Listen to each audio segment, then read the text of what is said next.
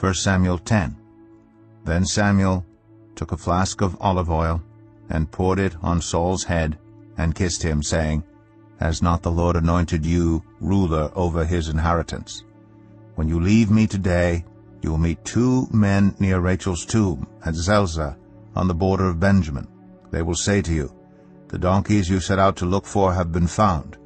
And now your father has stopped thinking about them and is worried about you. He is asking, What shall I do about my son?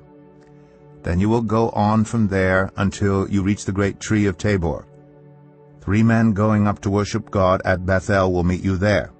One will be carrying 3 young goats, another 3 loaves of bread, and another a skin of wine. They will greet you and offer you 2 loaves of bread, which you will accept from them. After that you will go to Gibeah of God, where there is a Philistine outpost. As you approach the town, you will meet a procession of prophets coming down from the high place with lyres, timbrels, pipes, and harps being played before them, and they will be prophesying. The Spirit of the Lord will come powerfully upon you, and you will prophesy with them, and you will be changed into a different person. Once these signs are fulfilled, do whatever your hand finds to do, for God is with you. Go down ahead of me to Gilgal. I will surely come down to you to sacrifice burnt offerings and fellowship offerings, but you must wait 7 days until I come to you and tell you what you are to do. As Saul turned to leave Samuel, God changed Saul's heart, and all these signs were fulfilled that day. When he and his servant arrived at Gibeah, a procession of prophets met him. The Spirit of God came powerfully upon him, and he joined in their prophesying. When all those who had formerly known him saw him prophesying with the prophets, they asked each other, What is this that has happened to the son of Kish? Is Saul also among the prophets?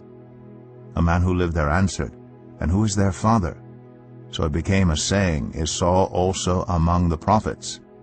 After Saul stopped prophesying, he went to the high place. Now Saul's uncle asked him and his servant, Where have you been? Looking for the donkeys, he said. But when we saw they were not to be found, we went to Samuel. Saul's uncle said, Tell me what Samuel said to you.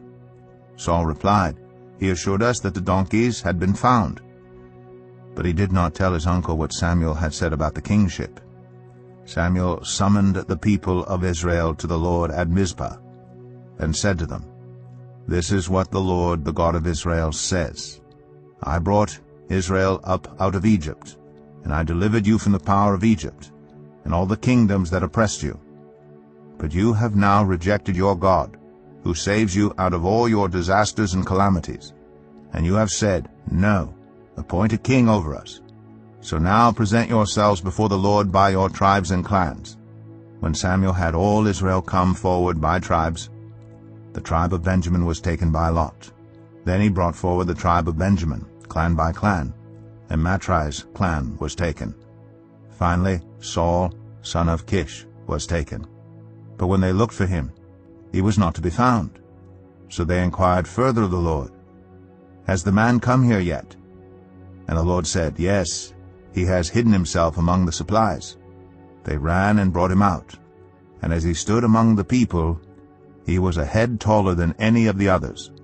Samuel said to all the people, Do you see the man the Lord has chosen? There is no one like him among all the people.